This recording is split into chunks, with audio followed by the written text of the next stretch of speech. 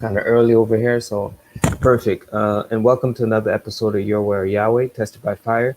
And our mandate is as stipulated in 2 Corinthians 10:5. We destroy every argument and lofty opinion raised against the knowledge of God and bring every thought to the obedience of Christ. So today I have my friend here. What is your name? You can introduce yourself. Josh. Perfect. And you're Orthodox Jew, and you're associated with Jews at the Corner. Can you Yes, explain what that is for it's the just people? a YouTube channel that a friend of mine and I set up because we saw that there weren't any Jewish Speakers Corner channels, so that's Perfect, what we set up. perfect. So we're going to be engaging specific Christian beliefs, and we'll see how you engage with it. All right. So Right. what is Isaiah 53? We Uh-huh. Christians believe that is speaking to Jesus, speaking of Jesus Christ. And I'm going to bring you an argument, and I'd like to see how you engage with it. All right. Right. We believe the armor Yahweh mentioned in the very beginning of the passage refers to the Son of God. And Right. when we compare that with Isaiah 51, verse 9 to 11, where Yahweh speaks to his arm and relates to him the message that he performed certain actions. When you compare that with Psalms 89:10, it says Yahweh performed those actions. For example, when he said, "Didn't you pierce Rahab?" And when you go to Psalms 89, it says Yahweh pierced Rahab. So equating the arm of Yahweh with Yahweh. So by that, we can conclude or come to the conclusion that the arm of Yahweh is Yahweh. So how would you engage with that? Um, so the first way I would engage in that is that I would say that just because in one place we have an entity such as the arm of God, um, being described as doing something, and in another place that entity, that action is described as being performed by God himself, does not necessarily mean that God is that entity. And I'll give you an example of where, even according to Christians, it's not going to be considered. It's not going to be considered. So I'll give you an example. But even according to Christians, we have a place where the action is described as being from somebody other than God, and then in another place it is described as being done by God. So I'll give you an example. In First Chronicles chapter 21 verse 1, it says that Satan arose against Israel and incited David to number Israel. Right. However, in the corresponding verse in 2 Samuel chapter, remember the verse, chapter 24, I believe. Yeah, chapter 24, verse 1 says, "The anger of the Lord again flared up against Israel, and he incited David against them, saying, 'Go and number Israel and Judah.'" And so we see that in one place we have the action of inciting David to number Israel being attributed to Satan, and in another place it's attributed to God. So you could say that, well, there we go, Satan must be God, right? Just like you have done, in which you've said, here we have the arm of the Lord doing doing this action against Rahab, and here we have God doing this action against Rahab, and you say, so the arm of the Lord must be God. So I would say, actually, no. In both of these examples, what we can see is we have messengers of God, we have attributes of God, manifestations, etc. But these are not actually God Himself. The arm of God, right, is an arm which is possessed by God. That's what the "of" there means, right? The arm of God implies possession, right? So God has a so-called arm, right? And so it sounds as if it's something which is not God. And so the arm of the God can do something which is as a message of God, as a representative of God. And right, for example, when I do something with my arm, right, I'm not going to say the arm is me, right, but my arm is doing something, right? I'm putting out my hand and doing something. I can say I did it. I can say my arm did it because I made my arm do it, but my arm is not me, right? The same is true. It's similar when it comes to God. And Satan as well. Satan is an angel of God.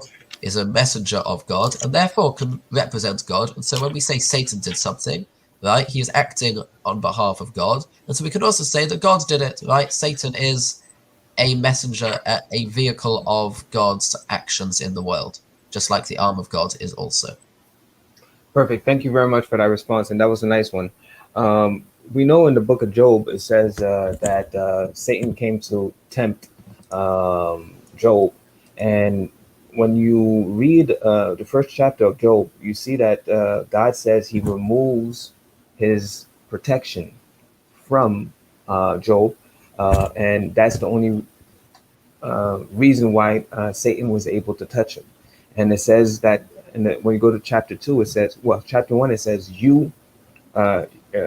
Satan says, put your hand on Job, and he will be, and basically he's trying to accuse God of being the reason why Job will be cursed. Exactly. But God says, no, I give him under your hand. So this is your responsibility. So God is saying the responsibility belongs to Job. Then he goes in chapter 2, says to Satan, why have you caused me to destroy Job? So here again, it seems to have a contradiction between the two. But when you realize why he's saying that, is because God is trying to say that he removed his protection from Job. So basically saying that without my removing my protection, Satan cannot do anything.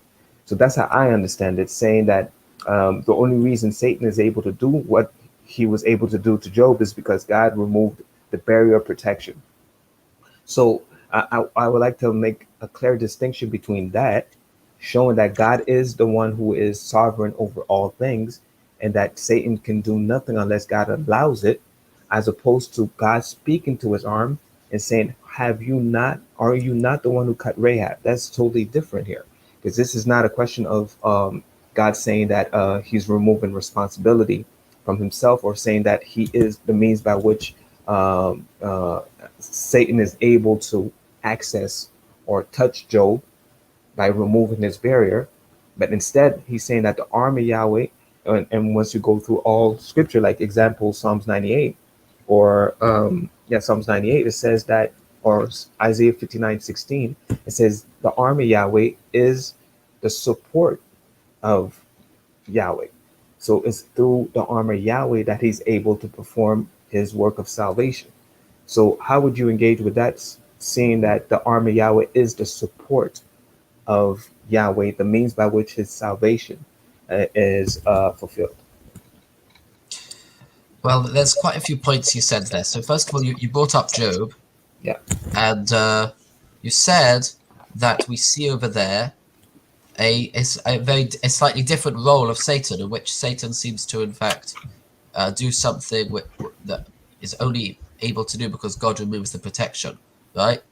Yeah. I would say that, sure, Satan does various different things, but we do see clearly, the point I was trying to make was that we see an instance when we compare Chronicles to Samuel, with the instance of the incitement of David to count, that is in one place attributed to Satan, and God does not shy away from responsibility of this, right? That God sent Satan to do this. There's another verse in Samuel that says actually it was God who did it, right? So that was the point I was trying to make.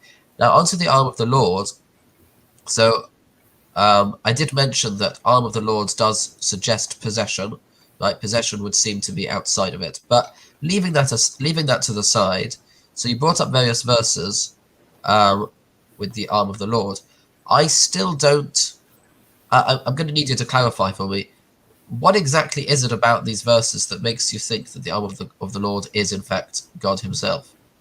Okay, so before we go there, I would like to address again, because the Job situation, I have a better example. Ezekiel 14, this Uh huh. verse 9, it says the same thing, but before that, in line with what I presented to you from the book of Job, where God removes his protection, and that's the reason why Satan was able to perform his actions on Job. I'll give you another example, Ezekiel 14, verse 8, I think. It says, God remove cause his face not to shine on. Let me go to it. Ezekiel 14, because I don't want to misrepresent the passage. Ezekiel 14.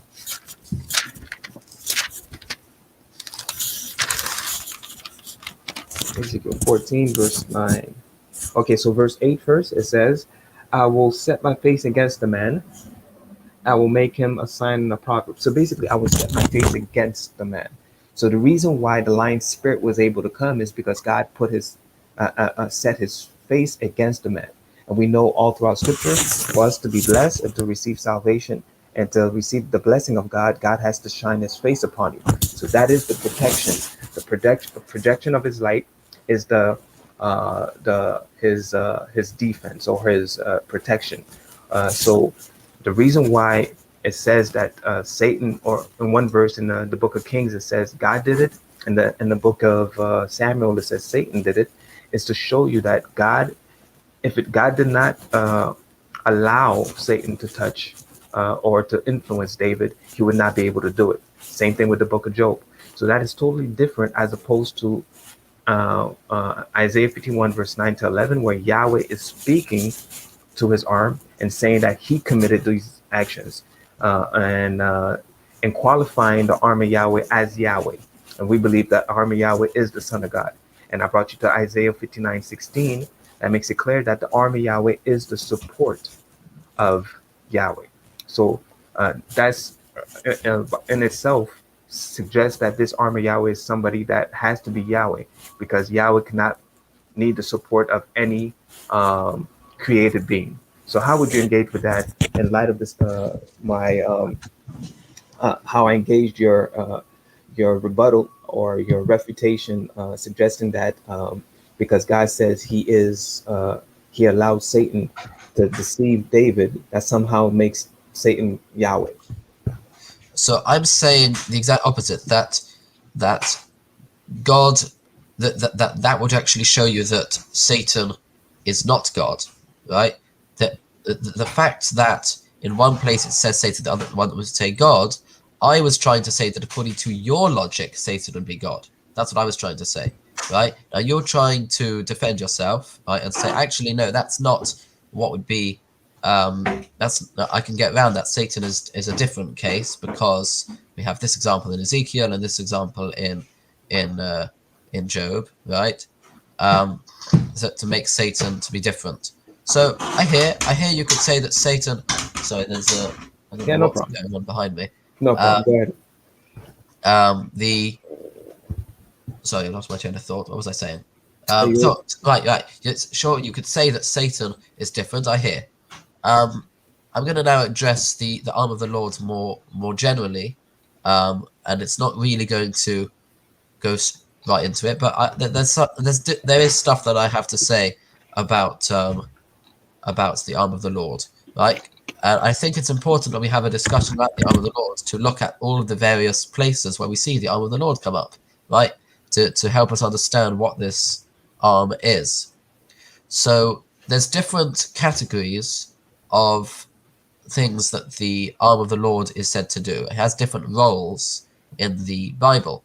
So for example, there are 11 examples where the arm of the Lord is given a role in the deliverance of Israel from bondage in Egypt, right? So you have in Exodus chapter 6, verse 6, Deuteronomy 4:34, Deuteronomy 5:15, Deuteronomy 7:19. The reason I'm saying out all these verses is for those people who want to look more into this, who end up watching this, so they can they have where to look, right, to find more understanding. Deuteronomy 5:15, Deuteronomy 7:19, Deuteronomy 9:29, Deuteronomy 26:8, 2 Kings 17:36, Isaiah 51:9, Isaiah 63:12, Psalms 77:16, and Psalms 136:12.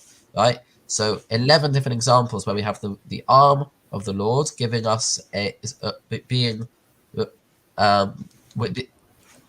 as part of a role of the deliverance of Israel from the bondage in Egypt. Right? So that's something to consider as one of the roles, right? And of course, you have one of the verses that you brought up in that list, which is Isaiah 51:9. Awaken, awaken, dress yourself with strength, O arm of the Lord.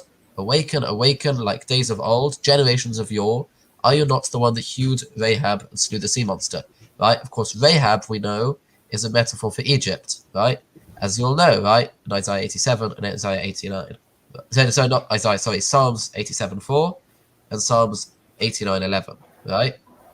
So we know that Rahab is Egypt. So that's, of course, what we're talking about here. So we see that whoever this arm of the Lord is, he's got a role in the deliverance of Israel from bondage in Egypt. Now you're going to say that role is he's doing it, right? He is God. The arm of the Lord is God the Son, right? That's what you believe, right? I understand. There are a few other things that we have the arm of the Lord doing, though. We also have, I know I'm rambling, but I do want to get this out there. We also have the arm of the Lord has a role in protecting Israel from her enemies and helping Israel, right? So we have 6 examples of that I found in the Tanakh. We have Exodus chapter 15, verse 16, Isaiah 40:10, Isaiah 62:8, Isaiah 63:5, Psalms 44, verse 4, and Psalm 79, verse 11, right?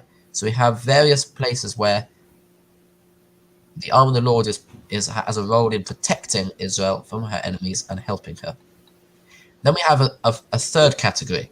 We have the arm of the Lord being shown to have a role in God's accomplishments and his attributes, right? So really, it sounds right. This sounds like sounds amazing for a Trinitarian, right? Who believes that the arm of the Lord is God. It sounds brilliant, right?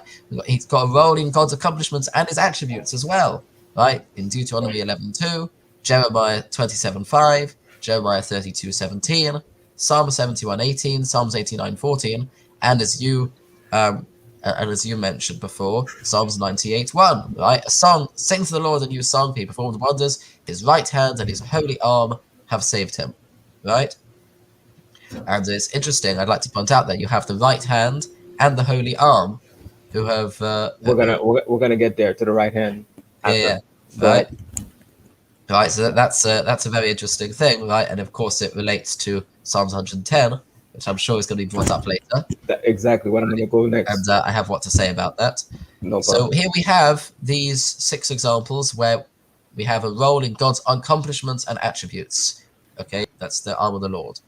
We have another 5 examples in another category, where the arm of the Lord is said to have a role in the gathering, judgment, and future redemption of Israel, right? Which is really good for you, because you believe it's God the Son, and God the Son is the Messiah, right? This is what you believe, right? Sounds brilliant for you, right? Isaiah 59:16, Isaiah 52, as you already said. There's also Isaiah 52:10, 51, of course, right? Isaiah 52:10. Sorry? Isaiah 52:10 is very interesting because it says, "My holy arm I will make bare, strip him," as in make him naked. And we believe that's not what it says. I'm sorry. It's actually in the past tense. Isaiah 52:10. The Lord has revealed his holy arm before the eyes of all the nations, and all the ends of the earth shall see the salvation of our God. Exactly. So shall see the Yeshua of our Lord. But we know in prophetic terms, something that's in the past can mean something in the future. But if you really want to engage on that, I'll give you some examples. But just to let you know that it says bear to make naked. And we believe when you compare that with Psalm 78, verse 61, where God handed his power to the enemy, we believe that's Jesus Christ who became incarnate. A God who was divine became flesh so that he could be redeem us from the power of sin, through the power of death through sin. But go ahead, continue. Of course, right. Then, of course, we have, right, so that is a role in gathering, judgment, and future redemption, right? And there's also Ezekiel 20:33 and also Ezekiel 20:34 as well.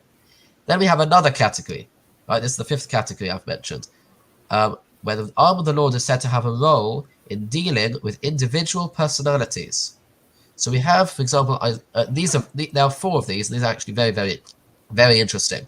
Isaiah 48:14, so it says there, all of you gather and hearken, who of them told these? The Lord loves him, who shall do his work in Babylon and show his arm upon the Chaldeans.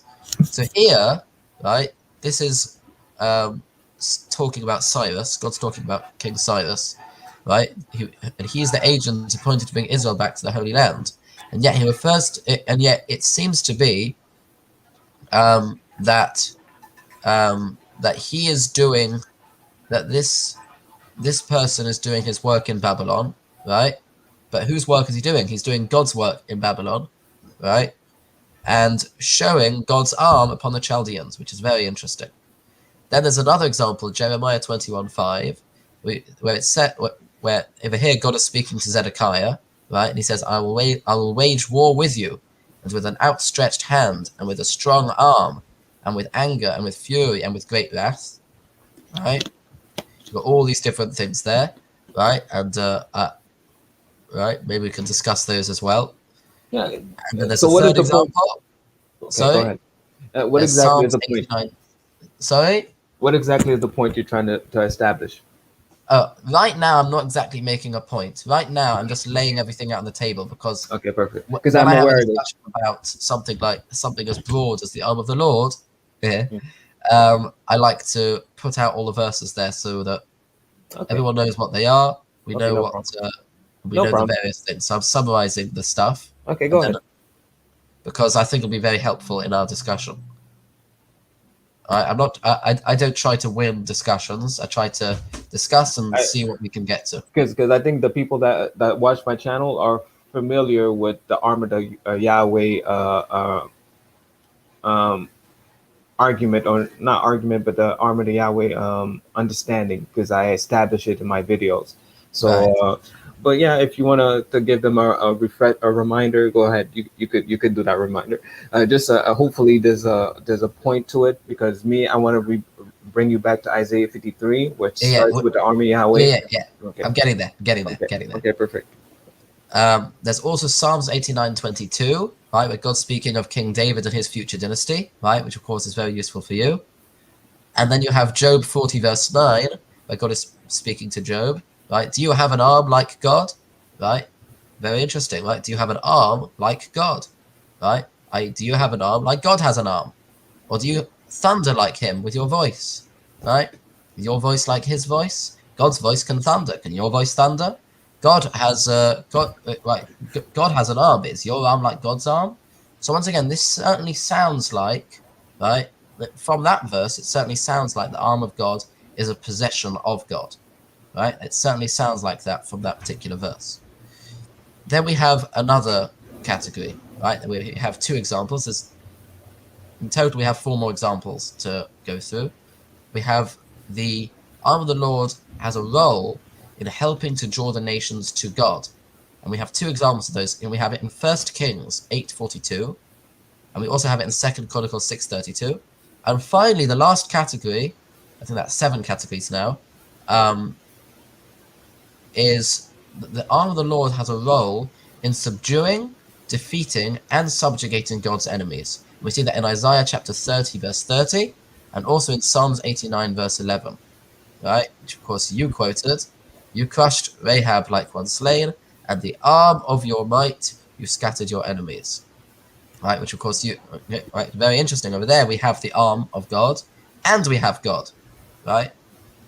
And I'm not sure, is that no, it's not the only verse where we see both the arm of God and God. It's not the only one. We have a few other verses that have both of them, both of these characters in the text. So now that I've gone through all the examples, because I wanted to, either for myself or for other people, whoever it's helpful for, I know I find it helpful when I go through these things at the beginning of a discussion. Perfect. So the arm of the Lord. So you brought up Psalms 89, you brought up Isaiah 59, and you brought up Isaiah 52. And of course, this is all in order to understand Isaiah 53. So, the arm of the Lord, right? I am going to continuously say that this is a metaphor. This is a metaphor, and then I'm also going to continuously say this is a possession. Now, there's 2 reasons why I'm going to say this. The reason I'm going to there's a reason, for each one why I'm going to say this. The reason I'm going to say it's possession is because it's always the construct. There is no verse, and you can agree with me on this, right? There is no verse that says the arm of the Lord is the Lord, right? There is not such a verse, right? We can agree on that. Now, that in itself is not a persuasive point to tell you that it's not God, but at least we can say there is no explicit verse that says the arm of God is God. And I think that is noteworthy, at least. I would personally consider it quite important in the discussion. You might only consider it noteworthy. That's fair enough. Now, the reason I would say that it is a metaphor is because we constantly see that the arm of the Lord is used alongside other metaphors that are being used, right? Other so-called limbs that God apparently has. So, for example, in Psalms 89:22, it says, "With whom my hand will be established, even my arm will strengthen him." Right? So you have an arm and you have a hand. God has a hand and an arm. So if the arm of God is the Son, well, then who's the hand? Is the hand the Father? Is the hand the Spirit? Who's the hand? Right? We have, right? Or we could say they're both metaphors. The arm and the hand are both metaphors of possessions of God. Or another example, right? We have another example. We have Ezekiel 20:34. "And I shall take you out of the peoples, and I shall gather you from the lands in which you were scattered, with a strong hand, and with an outstretched arm, and with poured out fury." So now we have three things. We have the strong hand of God, we have the outstretched arm of God, and the poured out fury of God, right? Three things. We're going to add so many persons to the Trinity. It's going to be huge. It's going to be huge, right? I think I have made a point, but just one last thing. Psalms 98:1, which I mentioned before, we have his right hand and his holy arm, right? So if his holy arm is the Son, so what's his right hand? Is his right hand another person? We know that Christians will like to say in Psalms 110 that the Son comes and sits next to the right hand of the Father. Wait, is the right hand the Father, or is the right hand the Spirit, or is the right hand something else? Right? Now, by the way you're nodding, it might seem like you believe the right hand is the Spirit, which will be interesting. I don't know. But if you don't believe the right hand of God is God himself, right, then who exactly is the right hand? Right? I would say these things are not persons. These are metaphorical attributes, right, that God possesses, but are not God himself. Okay, perfect. So I'm going to address that, and then I'm going to go to the right hand of God, because I think we established our case. But I'm just going to reestablish again that Isaiah 51, verse 9 to 11, Yahweh is speaking to his arm and attributing to his arm, associating to his arm actions that he ascribes to himself as per Psalms 89:10. So that's right there. And then he makes his arm his support. He's in Psalms in Isaiah 62, it says, "I look for anyone, any person to be a support for me." So he's talking about people right there. And he says, "But there was no one. So I made my own arm my support." So if you're going to suggest that he was looking for support from persons in the prior verse, and the next verse, the arm of Yahweh is not a person, that's up to you. And then if you go also in Isaiah 62, it says that Yahweh swears by his arm, but we know that Yahweh swears by himself. So if you're going to make the arm somehow a metaphor, to swear by a metaphor doesn't make any sense. But here, let's go to the right hand of God now. Psalms 80 says in verse 8, it says, Yahweh planted the vine. In verse 15, it says, the right hand of Yahweh planted the vine and made, and let me read it word for word. Psalms 80, so that way I don't misrepresent. So verse 8, it says, you have brought a vine out of Egypt, and you planted it. Then you go to verse 15, it says, the vineyard which your right hand planted, an action. So equating the right hand of Yahweh with Yahweh. And the son that you made strong for yourself. Okay, so here it's the son being mentioned here is the human form. We believe in Philippians 2:6, it says Yahweh, the Son of God has two forms. He had the form, he existed in the form of, not existing in the form of God, did not consider his equality with God something to hold on to, but humbled himself and took the form of man.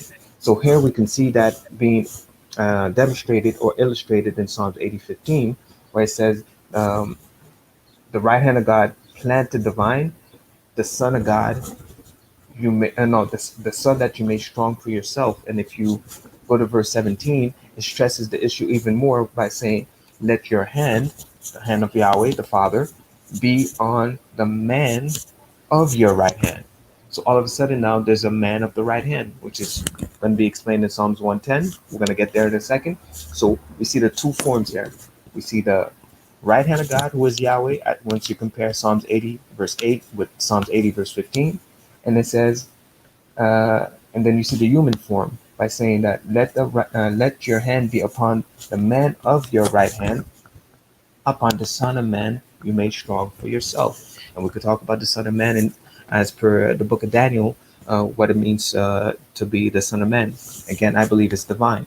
But once you go to Psalms 110, and that will be my last verse, it says, Yahweh said, speaking to Adonai, sit at my right hand. Now we know already to be at the right hand is always Yahweh who's at the right hand, because that is a position of power.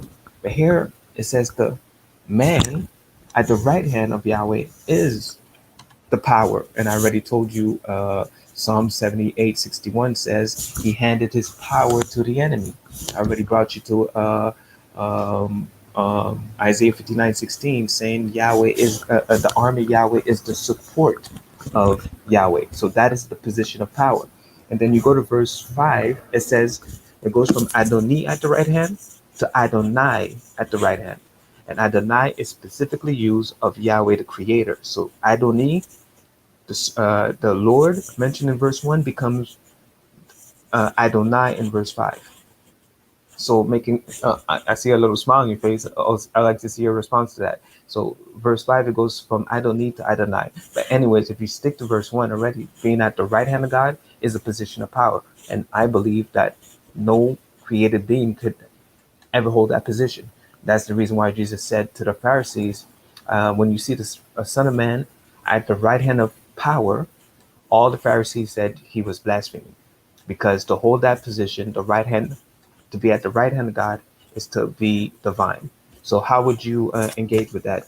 Psalm 80 in relation to Psalms 110, that makes the right hand of God divine. Psalms 80, right. Let's Verses think about 8, this for a second. I'm going verses to 8. measure my response. Yeah, no problem. Psalms verse 8, verse 15, verse 17, in relation to Psalms 110, verse 1 and verse 5. Right. I think it's a good idea to read through these verses of Psalms 80. So let's go from Go ahead. where do you where would you think is the best place to start? Should The we best start place from to start is verse 8. Verse 8. verse 8? Let's start from verse 8. O God of hosts, restore us. Show your favor that we may be delivered. No, You no. plucked up. Sorry, You're not in the right. Psalms 80, verse 8. Psalms 80, verse 8. Yeah. Is that what you read? Yeah. Okay, go ahead. O God of hosts. Wait, 18 or 80? 80. 80. Yeah. O God of hosts, restore us. Show your favor that we may be delivered. You plucked up a vine from Egypt. You expelled nations and planted it. You cleared a place for it. It took deep root and filled the land. The mountains were covered by its shade, mighty cedars by its boughs. Its branches reached the sea, its shoots the river. Why did you breach its wall, so that every passerby plucks its fruit? Wild boars gnaw at it, and creatures of the field feed on it. O God of hosts, turn again, look down from heaven and see, take note of that vine, the stock planted by your right hand, the stem you have taken as your own. So the stock, he says, the stock has been planted by your right hand, right? For it is burned by fire and cut down, perishing before your angry Josh, blast, uh, right? verse So 15. Verse 15 is not stock, but is ben, meaning son. The word is son in the Hebrew. where? What are you talking about? Verse 15. You said the stock. Yeah, the stock. The branch, I know in our translation it says branch, but the real translation is ben for son. So the son you made. The stem. Right, the Albanian imatstoloch. Yeah, Stem you have taken as your own. yeah, no, but it's the word is if I'm not mistaken, it's the word is really son. The son you made strong for yourself. Let me think about that, because it does say Ben. Yeah, it is Ben. But, So Ben is son. yeah, fine, we can say the son. We can say that. Perfect. Perfect. right? Right? Yeah, fine. We can say that. And on a son that you have taken as your own, right? Now, of course, I would say that the son that God took as his own is is God's firstborn son in Exodus, right? Which is Israel, right? That's not a problem for me, um, There's right? a problem when you go to verse 17. For it is burned by fire, right? We've now passed on, right? Onto the feminine. For it is actually it's been feminine for a while. For it is burned by fire and cut down, perishing before your angry blast. Right here we have yet another person, right, to add on to our list. We have now God's angry blast as well, who's doing something.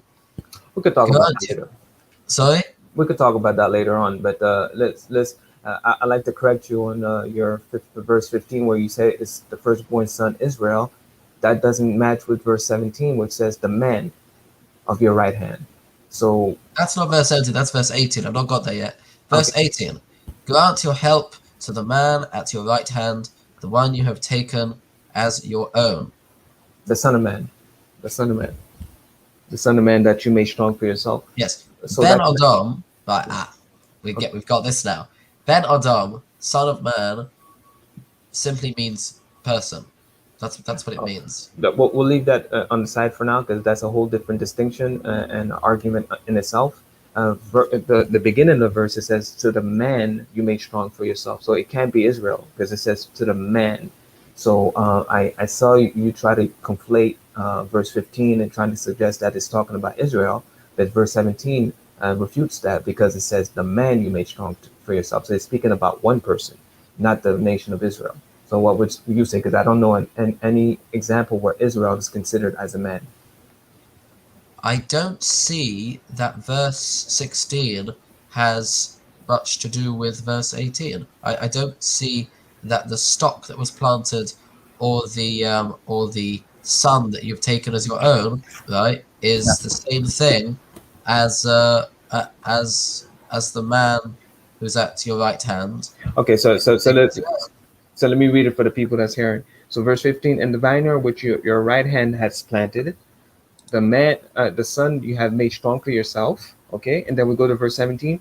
Let your hand be upon the man of your right hand, the son of man you made strong for yourself. So you're saying the son of man being made strong for himself and the son being made strong for himself is not the same thing. Verse 15 and verse 17 and 17 is not the No, same thing. son and son of man is not the same thing. Son of man means person, right? Now you don't want to have that debate now, but if No, you're no, going no, no. to argue about Psalms 80, which Okay, so is, it looks like we've ended up here. okay, but one question. So it says, verse 15, the son you made strong for yourself, and verse 8 to 17, the son of man you made strong for yourself. You're saying that's not speaking of the same thing. It's just out of nowhere, it just changed the context out of No, nowhere. it's not changed the context. We've now got, right, who do we have in the right hand in verse 15, verse 16, sorry. Who do we have at the right hand there? We have the stock, right? The son, And who do we have? Sorry? the son. No, the son is not at the right hand. No, no, the son. Verse 15 is the stock that you say is the stock is the son, and verse 17 it says, "Let your hand." Wait. The stock is the son. You're saying? Yeah. And How do you know that? because the word is son, the word is ben. No, remember, there's two parts to that verse. Go ahead. What's the beginning of the verse? It says, "And the vineyard which your right hand has planted." Yeah. So the correct translation of that word, kano, is stock, not Okay, vineyard. okay, no problem, no problem. Okay. And the son you made strong for yourself. Then you Right. go to and then Now the okay. son that you've made strong for yourself. When do you have right hand by the son? When does it That's say that? that is explained in verse 17. Two verses later, it says, "Let your hand be on let your hand be on the man of your right hand." And then we're gonna have to go to Psalms 110, where it says, "I don't calls this right hand the man of his right hand Adonai." I need to understand what your understanding is We're coming to of that. Psalms 110, but sticking here in Yeah, Psalms yeah, 80. no problem. So it says, But "Let your sticking here hand." in Psalms 80, No right? problem. We have two mentions of the right hand, right? So two things or people Okay. at the right hand, right, in verse 16 and verse 18, Okay. and we have two people on who God has strengthened for himself or taken for his own, right? And Depending you're on how you saying translate those words, and right? you're saying that they're not the same person. So I don't have a problem with saying that the Son and the, you know what? I was trying to avoid it before, but there's no point. The Son and the Son of Man, we can say that they are parallel. That's fine because Okay. it's been taken as his own. We can say that. Fine. I don't have a problem with it. I So it don't can't think be it. Israel. I don't think it's explicit in the text, but can you infer it? Sure. But to say that the one that's been taken for his own is the same as the one on the right at God's right hand, right? I.e., the stock in verse 16 and the man in verse 18. Right. So you can say those two are the same. Fine. The man is the stock, right? But to say that those are the same guys as the Son and the Son of Man, I don't think that's an implication you can really make. No, no. You could say if you want to say divine is Israel, I have no problem with that.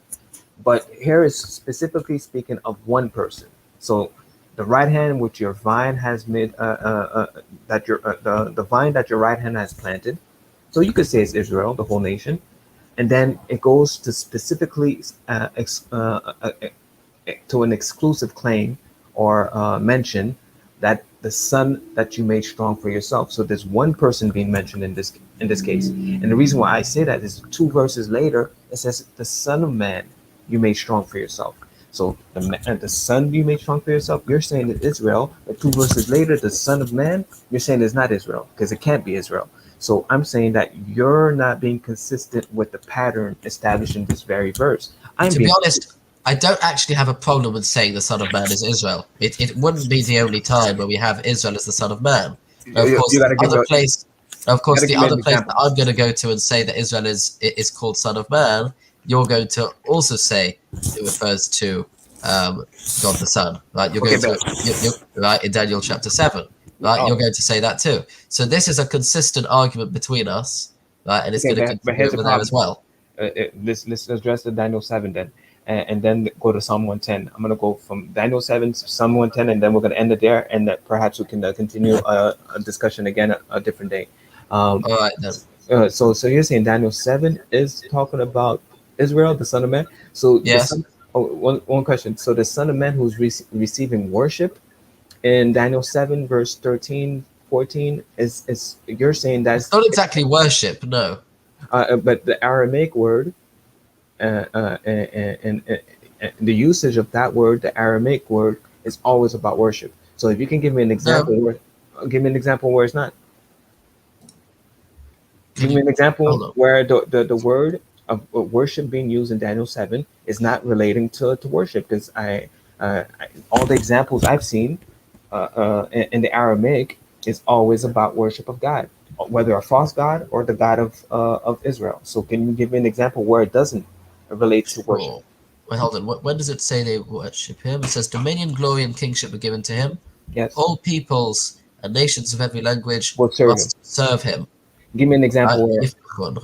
Right. Give me one example where the word serve, because I think it's used at least 12 times or a dozen times. Give me one example where it doesn't relate to worship of God or serving a God. Unless you're trying to say Israel, unless you're trying to say Israel is God, and No, then you I'm not don't trying to deserve say worship. that. Let Okay, me think. so give me an Let me example. think for a second. Go ahead. Hold on. You could go to a Hebrew interlinear. It's going to give you all the applications, how many times it's used. Sorry? You could go to a Hebrew interlinear, and they're going to tell you how many times it's used and how it's applied. And I did my No, work. I'm thinking. I'm thinking. Okay, Hold on. okay. I'm thinking. And if you don't have an answer to that, you can come with that a different day because Psalms 110 also is a roadblock in front of you because Psalms 110 calls the Son of Man or the one at the right hand Adonai. And all you got to do now is give me one example of when Adonai is used for anyone who is not divine, who is not Yahweh. Or give me an example where Israel or any created being could be at the right hand of Yahweh. all throughout Scripture. Give me one example, and I will concede the point. In That's the Daniel challenge. 7, before I get to Psalm 110, I'm not going to be able to give you an example of There's none. There's where none. Yiflachon is not used for worship. There's none. However, Okay. what I can tell you is that the Son of Man over here is actually identified as being Israel in the chapter itself. Show me At that. the end of the chapter, Okay. right? So after Daniel has relayed his vision, Yes. the attendant comes and explains what the vision meant, because Yeah, Daniel didn't understand. I know. I know. Yes? Yeah, yeah. And in verse 27, he says, the kingship and dominion and grandeur belonging to all the kingdoms under heaven will be given to the people of the holy ones of the Most High. Mm. Their kingdom shall be an everlasting kingdom, and all dominions shall serve and obey them. Yeah. Right? Who is the people of the holy ones of the Most High? The people No, of no. the holy ones of the Most High, I would say, is the Son of Man from verse 13.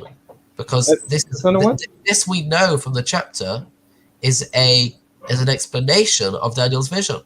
No, no. First of all, it says, let me make it clear to you. It says, will be given to the people of the saints of the Most High, and when you continue, and all dominions shall serve him, serve and obey him. So again, making the distinction between him and his saints, because we believe as No, Christians. it doesn't say him. It says them. Are you sure in the Hebrew it says them? Yes, v'yishtama'un, right? The nun at the end tells Okay, you that you know what? it's the vav on the nun at the end goes on plural. I'll give you the benefit of the doubt for this one. I'm not going to do the verification. I'll do it later on. So let's even give you that interpretation. We believe as Christians that we will inherit the earth. So this is nothing new. But we know that we're not the one who is at the right hand of God or the Son of Man. We know that we will be given, as Moses gave leaders over thousands, tens of thousands, etc., etc. We believe Jesus is going to do the same thing. He's going to give captains over thousands, tens of thousands, etc., etc. But here's the difference here: you're making the Son of Man, who is divine, receiving worship, man, which we believe that's already there. You can't be a saint and committing blasphemy. Well, that's That's what it says over here uh, in verse 27. what does it say in verse? It doesn't say that. It says, "V'chol shol Yes. tonayo," Okay. right, and all dominions, Yes. leich yiflechun v'ishtama'un, Go ahead. So what do you? shall serve and obey them. Uh, Right? Now, well, yiflechun there is the same word used for the Son of Man. uh, again, I just told you we believe that we will inherit the earth, but that doesn't mean that we are the son of. And let me finish. It doesn't mean that we are the Son of Man, and the Son of Man receives worship, which you cannot give me an example where anyone and worship. Over here, right here's the example. Yiflechun is the same word used. No, it's It's not. been used for the people. No, no, no, no. No. You know what? Let me go to it because now you're really Daniel. Give me a second. I'm gonna go verify the Hebrew there.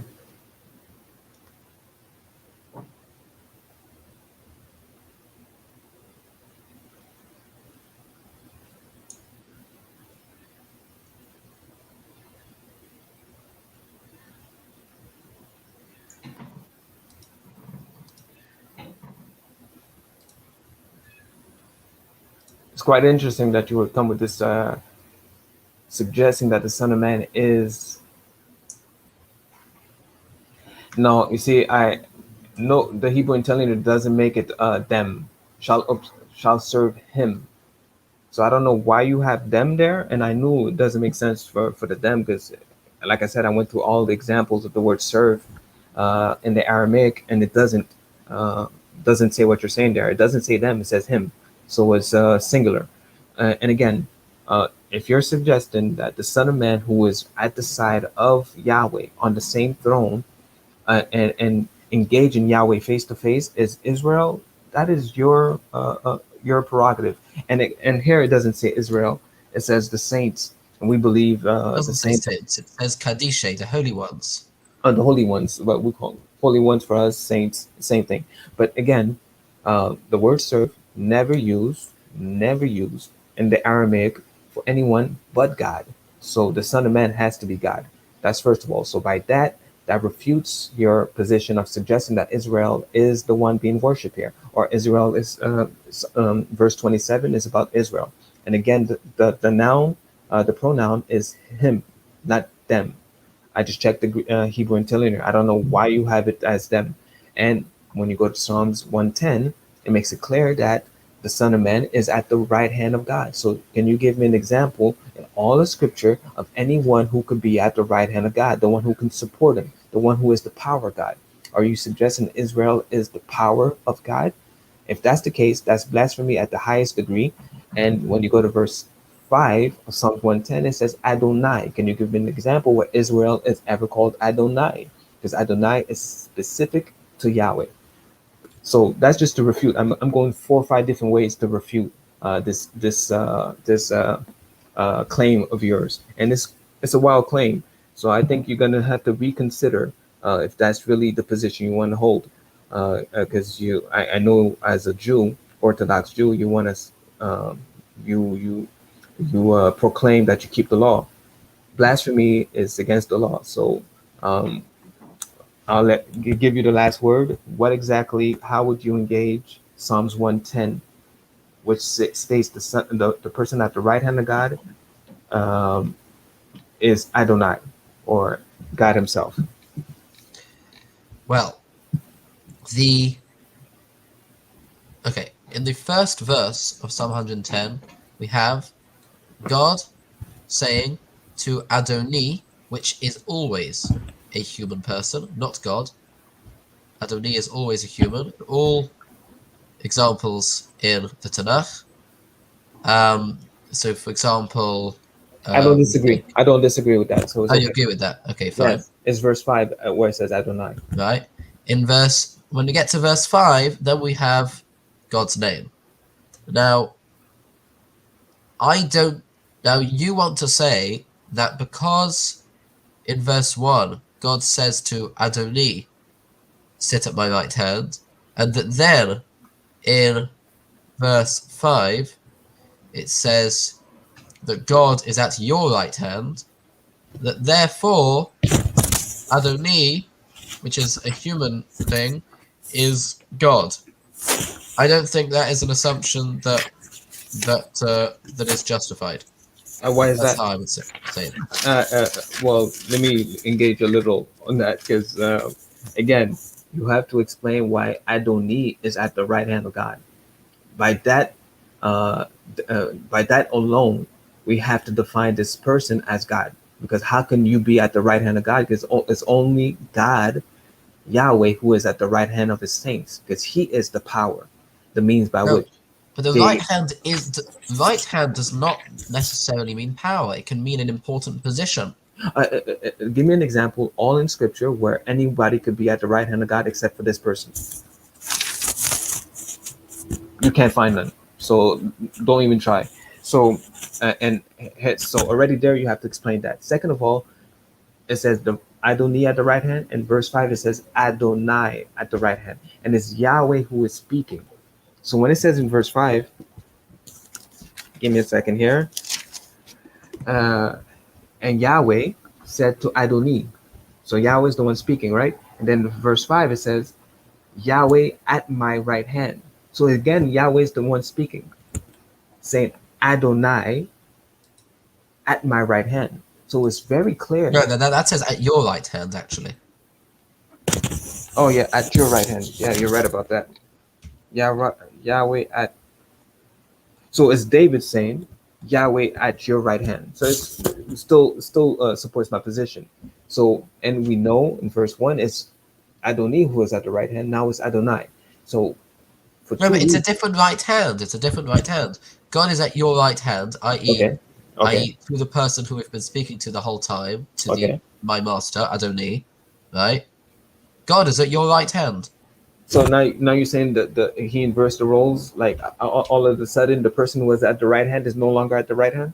No, that's not what I'm saying. Okay, so you're saying What I'm saying is, okay, okay, right hand means an important position, and it can also mean power, right? okay, We can say that. That's okay, fine. Okay. And in the first verse, the Lord says to my master can mean David, right? My master, right? Sit at my right hand, right? Until I make your enemies your footstool, right? Then in verse 5, right?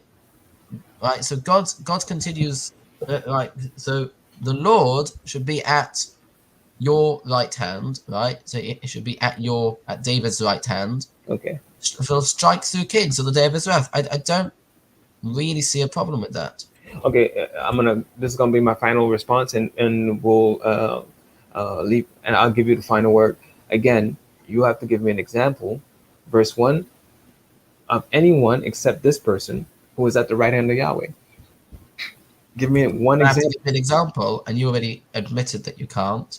of what. Give me an example where Adoni is somebody. So it is somebody divine. Oh, no, no, no. I'm not trying to say the word Adonai specifically means divine. I'm not trying to, but in this case, it does. Me, I'm trying to say the reason why I'm saying that is because he is at the right hand of God.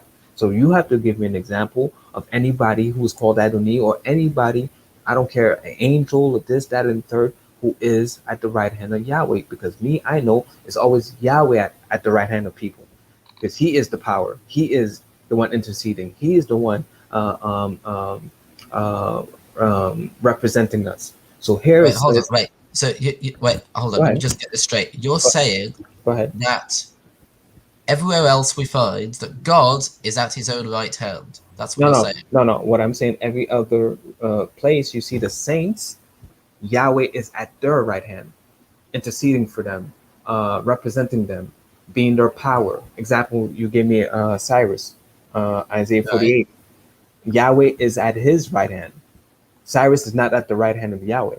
Yahweh is at his right hand. So here now we see that Adonai, the Messiah, we believe Jesus Christ is at the right hand of Yahweh. So you have to explain why Jesus Christ has that position, or the person mentioned in Isaiah 110 has that position, the same one who's receiving worship in Daniel 7. So you have to explain to me why he has that position. And then you're suggesting all of a sudden when it goes to verse 5, the one who is at the right hand is no longer the one who is at the right hand. Me, I'm being consistent with the passage. The one who is at the right hand is called Adonai, okay, the human form, as per Psalm 80, where I said, the Son of Man you made strong for yourself. The man, let your hand be on the man of your right hand. So right there we see the incarnation, the man and the right hand. The right hand is divine, and the man is human form. So we have two forms being represented by one person. But here, it's same thing is being established. Verse 1 is the human form. Uh, Adonai sitting at my right hand, that right hand of Yahweh. And then you go to verse 5, he becomes divine. Adonai at my right hand. So I'm being consistent. This person who is at the right hand is the same person in verse 1 and verse 5. Verse 1, at the right hand, I'm being consistent and applying the same logic. The one who is at the right hand in verse 1 is the same one who is at the right hand in verse 5. You're switching it because it doesn't align with your religious beliefs. All of a sudden, you're making the person at the right hand somebody different. I'm one. At least we can we'll leave it as this. I'm being consistent with the passage in Psalm 110, being totally following the pattern being established in Psalms 110. You're the one who's switching verse 1 to verse 5. The one at the right hand is somebody different all of a sudden. You have to explain why you would do that. But even if you want to do that to verse 5, you still have to explain verse 1. Why is this person at the right hand of God? So I can leave it there. I'm going to let you with the final word. And I like to talk to you before I let you go. To be honest, I don't have good answers for you today. Okay, I don't have perfect. good answers for you today. You have absolutely wrapped rings around me today. Well done. No, Um, I don't think that that's my purpose. My purpose yeah, is I know for, that's not your purpose. I know okay, it's okay, not your okay. purpose. There's You have given me a lot something. to think about. You have given me a lot of verses to think about. A lot of things I need to look through and look over. And please God will give me the answers. I will find out May the God truth, bless you. May God and bless you. we will hopefully we will do this again. Okay, perfect. So may God bless you because I like your humility. There's some people I would say I like to wrap circles around. You're not one of them. Me personally, as a Jew, I look at you as a person who has been blessed by God, and I believe that we are to rouse you to jealousy, to the God of to come to the God of Abraham, Isaac, and Jacob. Now, I believe you believe that that's what you're doing, but I believe differently, and I do that with humility. But certain people who, and I seen you in the park, so I seen how you engage people. You're not the person, a type of person who is aggressive or violent or intentionally trying to misrepresent. Ex- I don't know why you had the they instead of him in verse in Daniel 7:27. I don't know what happened there. I'm gonna let you determine that on your own. But glory to God that I did the verification. But either way, for the most part, I've seen you as being a person who is honest, and hopefully you seek God and you get the answers that you need for these verses. Because if I'm right and you're wrong, then you would have to really reconsider your position and try to figure out what your choices are. It's either you continue on the way on the path that you are, or you put everything besides you behind you and you follow God at all costs, as Abraham did. If you're a child of Abraham, we have to suffer the same burden as Abraham, leaving everything behind us, whether your family, your nation, your traditions, your God, to follow God. So that is an example written in Scripture for us all. If we want to be Hebrew or want to be a child of Abraham, if we have to leave mother, father, nation, or gods behind to follow Yahweh, that's what we must do. So I hope the best for you. And I'll leave you a message. Perhaps we can discuss different topics.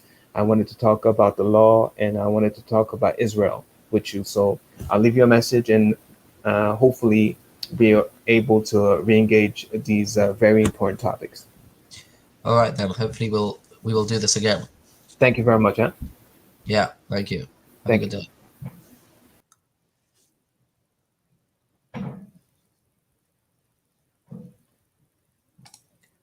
Well, that couldn't have gone.